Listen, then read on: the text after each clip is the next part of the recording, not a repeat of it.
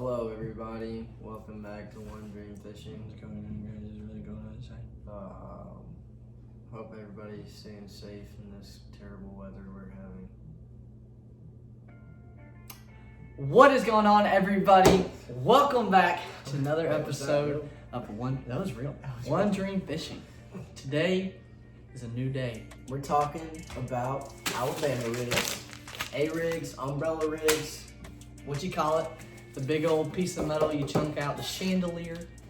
Chandelier? Yeah, we're kind of snowed in Texas. Our lakes are frozen over, which has never happened in my lifetime. Seriously, it's been colder here than it has in the past like 150 years or something crazy like that. So, what better to do when you're trapped inside than talk a little fishing? So, today we're going to be talking about something near and dear to our hearts that we've honestly really just gotten into the past winter. Did a little bit last winter, but this one has just been full-blown A-rig bite. Mark's definitely been just falling head over heels for it. So. It started this winter whenever I caught my new PB on the bait, and now I'm just obsessed with it. It actually catches giants, and I've caught I think 2 or 3 more over 7 pounds on it, and it's insane. Yeah. So, with that being said, we're going to talk a little bit about the A-rig, how we rig them up, which ones we throw, what we like to target, and then I'm going to talk about like my approach because I'm a little bit more, why can't I talk? I'm a little bit more old school with the way I throw because I don't have pan optics, which I guess if you don't have it now, you're old school. Yep. And he has it, so he's going to talk about his approach, and then I'll talk about how I do it without pan optics. So come along, we're going to talk about how you can catch some giant fish this wintertime. All right, so the Alabama rig is actually outlawed in quite a few tournaments, and actually states, like state laws. So you have to check those. But what it is a bait that has the ability to have 5 different swim baits attached to it. We'll have a picture of a fully rigged up one. Because of the 5 baits, it just has a tremendous amount of draw power, and that's one of the reasons why it catches giants, because when they see just a full ball of bait coming through and it looks like it might be struggling, it just looks like such an easy meal. And for the energy they're going to put forth to eat that ball of bait, it's big enough for them to do it. So that's why people catch 50-pound bags on it all the time. So, or during the winter mainly. But. Yeah. There's no other bait. Like if you just look at the way bass fishing works, there's maybe the spinner bait's the closest thing, but every single bait that's been out or made so far is a single bait presentation. So whether it's a swim bait, a crawfish, and a bluegill, you're only representing one bait at a time when you throw that jig or that swim bait or spinner bait. But with the A-rig, you're throwing 5 baits at once, so it's literally a school of bait. And I mean, all times of year, it is hard for fish to say no to, but especially in the wintertime when the fish, they're just negative feeding, that's when you really see the A-rig shine. So with that being said, you kind of know what it is. What swim baits do you throw on there, Mark?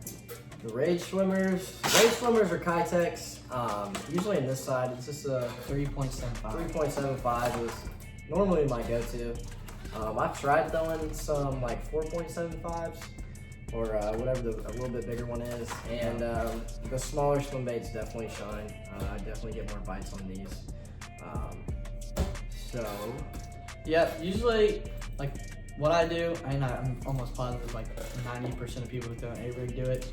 You do, especially with like this young Flash Mob Junior. It's got 4 outside ones and 1 in the middle. Most A-rigs have 1 extended one in the middle. And I always do the 4 outside ones, or however many you got on the outside. I'm gonna do the same color. I usually do like electric shad or just like a pearl. But then my middle one is always gonna be a different color. If I don't have a different color, I'll put a little chartreuse on the tail. And it's just, I don't know, the fish, like it's just the way fish behave and nature works. The predators are gonna feed on the weakest link in the pack. So you got something that's just a little bit different, a little bit lagging behind, they're going to target that. So always do that. That's a big key that I do. And I think 90% of people who don't A-rig do that. Yeah, so. for sure. Something really cool about that too is when you start getting into fish that are over 7, 8, 9, 10 pounds, when you get them up to the boat, they'll actually have like 2 or 3 hooks in their mouth because they just see it and they just crash. And yeah, it's so cool. So yeah, you'll have like a lot of fish that'll actually like come up and just slap at it, because like fish when they're feeding on when they're hitting bait or feeding on their prey items, they're gonna come up and like you'll see in dolphins and tuna, they'll do it. They'll hit them with like dolphins will hit mullet with their tail and other stuff, and they'll just kind of make the fish, they'll like stun them basically, and they can just come back around and hit them. So you'll see bass do that. They'll do that sometimes, but they'll definitely come up and crash the rig. So the A-rigs that we're gonna throw, most of the time that I'm gonna throw is gonna be a Young Flash Mob Junior. Cheap, affordable, works great, and it's the one I'm gonna pick up most of the time. Picasso makes a great one. I caught a 4-pounder the other day, which you'll see some clips here in a little bit of. yes. Mark's PB, a couple fish that we both caught. So that one, Picasso, and Hog Farmer makes a great one too. So now that you know which ones we throw, and Yeah, so with that being said, now we'll talk about what kind of structure we target, where we like to fish them, and then how we like to fish them. And like Reece said, it's going to be different. Reece does not have Panoptics, so for those of you who don't, he will explain that. And then I do have Panoptics, and so I'll explain kind of my approach with that. So first, going into my way to do it, which is the old school preference, I guess.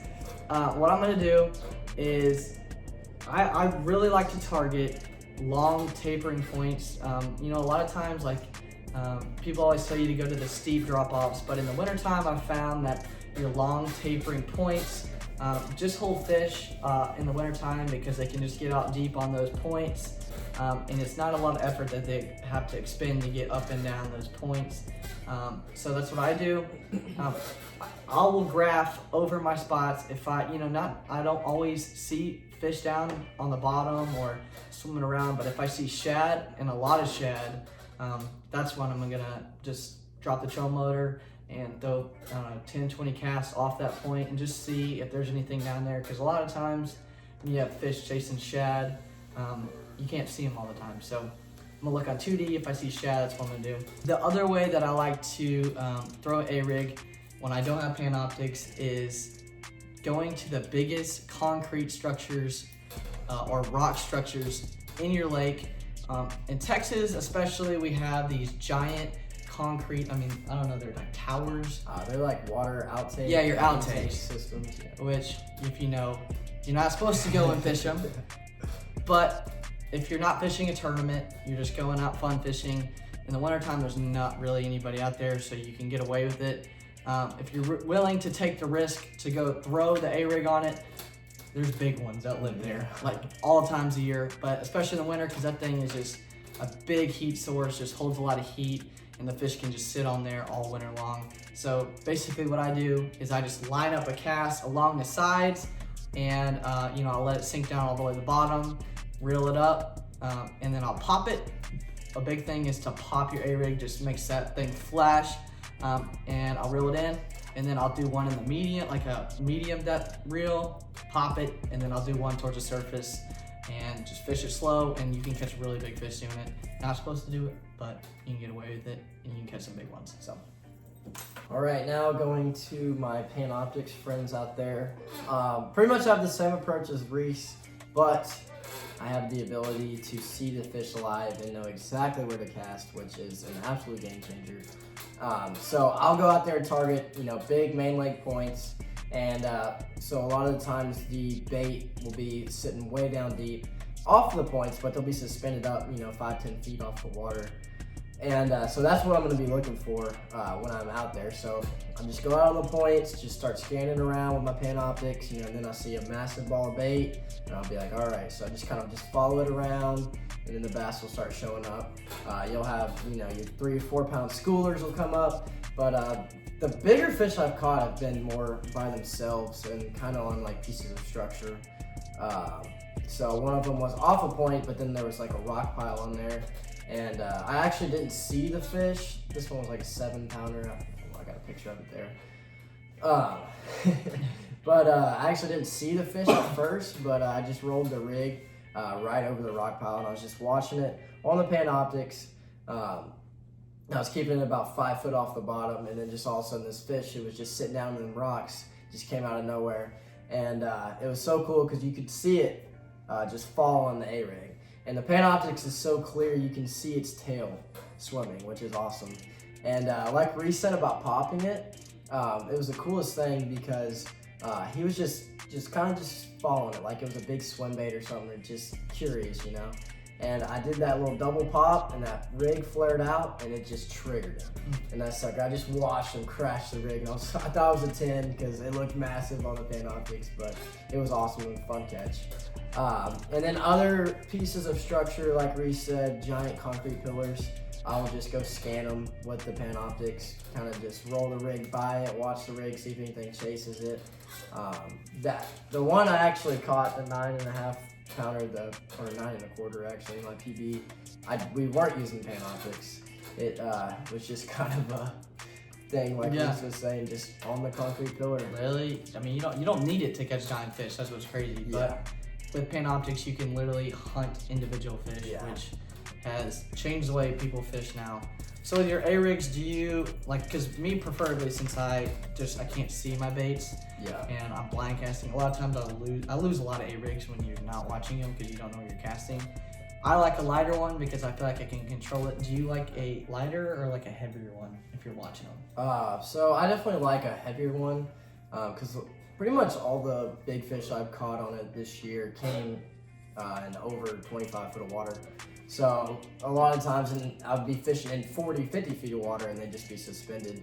So when I'm scanning on the Panoptic screen and I see a fish 50 feet out, you know, and it's sitting in 25 feet of water, I'm gonna want a heavier one because I want to get that A-rig down there as quick as I can and try to trigger that fish. So definitely a heavier one for me. All right, guys, so that's exactly how we throw the A-rigs, a little bit of insight on what we do. Try these techniques, whether you have Panoptics or not. Try these. Yes. You can catch fish all year round. I know the lakes are frozen over in a lot of places, which is bizarre, especially in Texas. I'm not used to that. But once they thaw out, try it. It's gonna put some fish in the boat for you. We're gonna roll in some clips of some A-rig fish that we've caught. Mark caught his PB, like we said earlier. That's gonna be in here. So make sure you watch the rest of this video. Check us out on TikTok, Instagram, Facebook, all that at One Dream Fishing. We're about to hit 60,000 followers on TikTok. Yes, crazy. Merch is coming soon. So make sure you follow on all those platforms, subscribe on YouTube, stay for the rest of the video. But that's gonna wrap it up. We'll see y'all in the next one. Thanks for watching. God bless. And dream on. Dream on. Oh my God, Reece, that's a big one. Yeah, that's a big one, dude. Oh, yeah.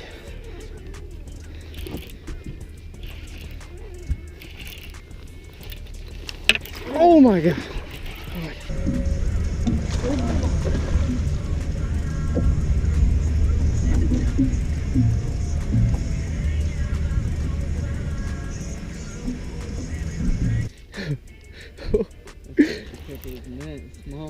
Oh, that is a bad net. It's a big one, dude. Big one. Just play him live, he's got it. I'm not gonna stab at him. Okay, hold on. Just take your He's time. getting tired. Holy crap. That's a giant, dude. Hey, get him. Oh, boom, baby, yes! Holy crap! Yeah, that's a big one. Oh my God! Holy crap, you think that's a 10? Very well could be. Holy crap, dude! Look at that freaking fish, dude. Oh my God. You think...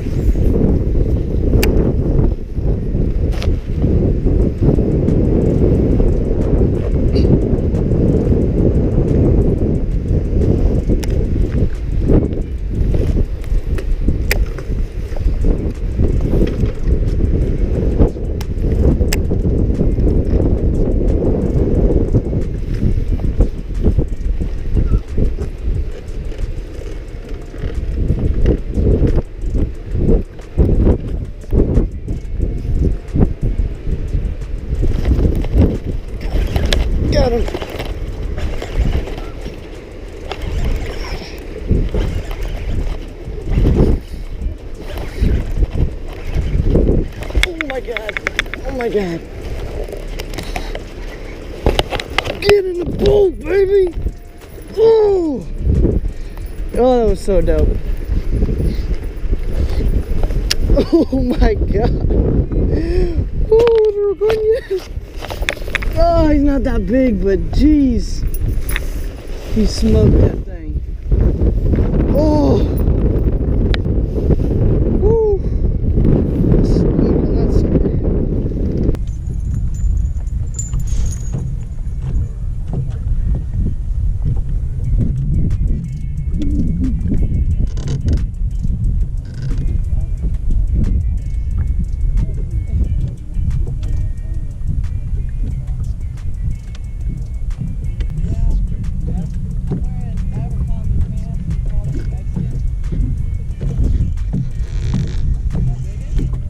Giant.